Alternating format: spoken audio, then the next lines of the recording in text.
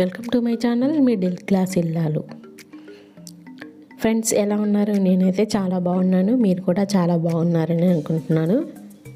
ఇప్పుడైతే మనము paneer butter masala curry నేను ఎలా చేస్తానో చూద్దామండి.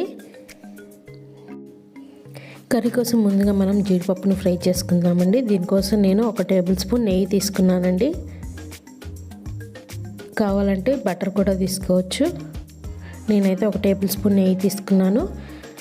నెయ్యి కొంచెం కరిగగానే జీడిపప్పు వేసి ఫ్రై చేసి కొంచెం కలర్ చేంజ్ అయ్యే వరకు ఫ్రై చేసి ఒక ప్లేట్లోకి తీసుకున్నానండి.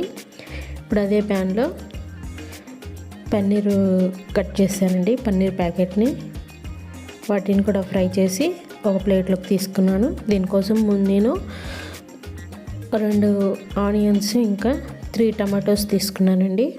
వీటిని ముక్కలుగా తరుక్కున్నాను. వీటిని ఫ్రై చేసుకోవాలి. ఇప్పుడు మనం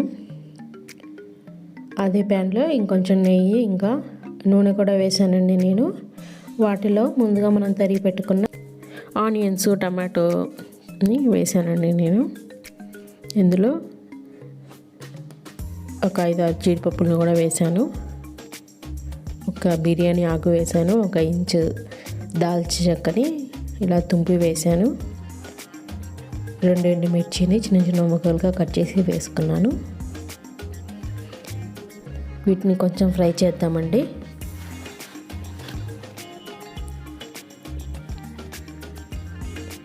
ఒక 1/2 టీ స్పూన్ ఉప్పు వేసాను తొందరగా ఫ్రై అవ్వడానికి. ఇందులో నేను బాదం పప్పు కూడా వేసానండి. ఆ క్లిప్ మిస్ అయింది. చూడండి, సర్కిల్ చేశాను, అక్కడ బాదం పప్పు కనిపిస్తుంది మీకు. వీటిని కొంచెం ఫ్రై చేయాలండి. మూత పెట్టి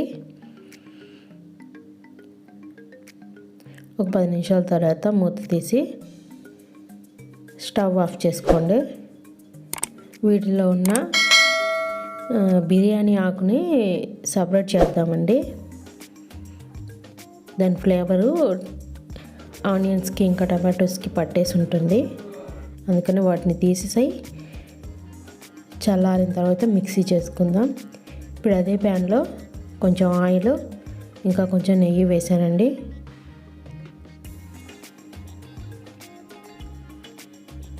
ఇవి కొంచెం కరిగిన తర్వాత అల్లం వెల్లుల్లి పేస్ట్ వేసానండి. 1 టేబుల్ స్పూన్. మామూలుగా అందరూ అల్లం వెల్లుల్లి పేస్ట్ యూజ్ చేయకుండా అల్లం వెల్లుల్లి పీసెస్గా కట్ చేసి టమాటో ఆనియన్స్ ఫ్రై చేసేటప్పుడు వేస్తారు. నేను ఇప్పుడు వేస్తున్నాను. కొంచెం పసుపు వేసి అల్లం వెల్లుల్లి పేస్ట్ కొంచెం ఫ్రై అయ్యేదాకా ఉంచండి. తర్వాత 1 టేబుల్ స్పూన్ సోంపుని వేసానండి నేను. తర్వాత మిక్సీ చేసి పెట్టుకున్న పేస్ట్ ఉంటుంది కదా, ఆనియన్స్ టమాటో పేస్ట్ని, ఆ పేస్ట్ వేసేయాలండి. వీడియో నచ్చితే లైక్ చేయండి, షేర్ చేయండి, కామెంట్ చేయండి, సబ్స్క్రైబ్ చేసుకోండి. పక్కనే ఉన్న బెల్ యాక్టివేట్ చేసుకోండి.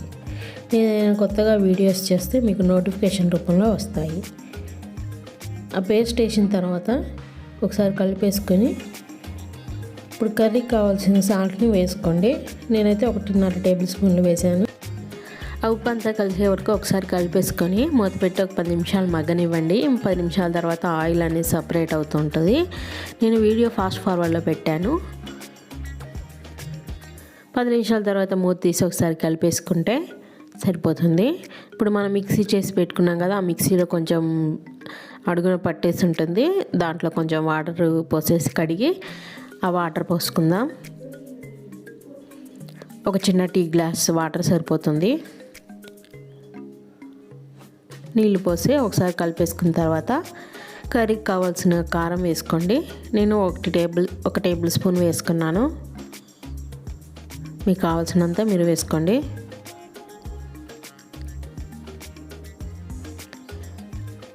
1 టీ స్పూన్ వేయించిన జీలకర్ర పొడి వేసాను. 1/2 teaspoon garam masala powder,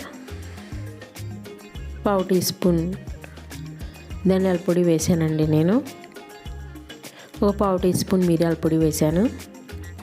వీటన్నింటినీ కలిసే వరకు ఒకసారి కలిపేసుకుందాం. కలిపేసి మూత పెట్టేసి 10 నిమిషాల తర్వాత బాయిల్ అవుతూ ఉంటుంది. మసాలాలన్నీ బాగా బాయిల్ అయి ఉంటాయి. ఒక 10 నిమిషాల తర్వాత మూత తీసి మనం ముందుగా ఫ్రై చేసి పెట్టుకున్న పన్నీర్ పీసెస్ని ఇందులో వేసేద్దాం.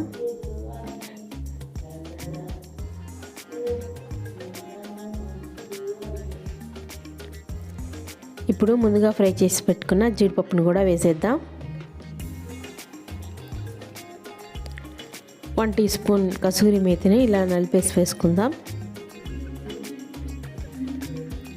ఇప్పుడు గార్నిషింగ్ కోసం కొంచెం కొత్తిమీరని వేసేసి ఒక బౌల్లోకి ట్రాన్స్ఫర్ చేసుకుందాం.